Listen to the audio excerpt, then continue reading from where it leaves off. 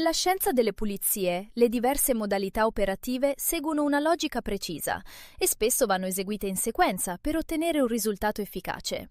Spolverare è il primo passo. Serve rimuovere polvere e particelle solide dalle superfici. È importante perché la polvere non è solo sporco visibile, ma può contenere allergeni e microrganismi. Si può fare a secco, con panni in microfibra che trattengono la polvere, oppure leggermente umido, per evitare che le particelle si disperdano nell'aria. Detergere significa pulire con un detergente, cioè eliminare lo sporco aderente come grasso, macchie o residui organici.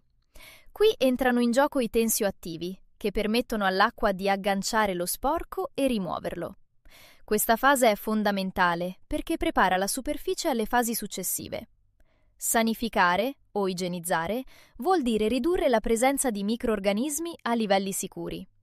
Non sempre si eliminano completamente, ma si abbassano abbastanza da non rappresentare un rischio. Questo si ottiene con prodotti specifici o con metodi fisici come il calore. È una fase particolarmente importante in ambienti come cucine, bagni o strutture sanitarie. Risciacquare è spesso sottovalutato, ma è essenziale.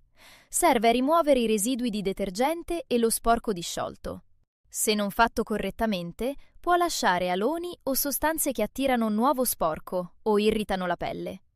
Inoltre, una superficie ben risciacquata migliora l'efficacia di eventuali trattamenti successivi. Dal punto di vista chimico, non tutti i detergenti sono uguali. Quelli alcalini sono efficaci contro grassi e proteine, mentre quelli acidi aiutano a rimuovere incrostazioni di calcare o residui minerali. I disinfettanti, invece, agiscono sui microrganismi, distruggendo le loro membrane o inattivando le loro funzioni vitali. È importante sapere che pulire e disinfettare non sono la stessa cosa. Una superficie sporca può ridurre l'efficacia del disinfettante, quindi la pulizia viene sempre prima. La microbiologia aggiunge un altro livello di complessità. Molti microrganismi formano biofilm, cioè comunità protette da una sorta di pellicola che li rende più resistenti. Per rimuoverli servono azione meccanica e prodotti specifici. Inoltre, non tutti i microbi sono dannosi.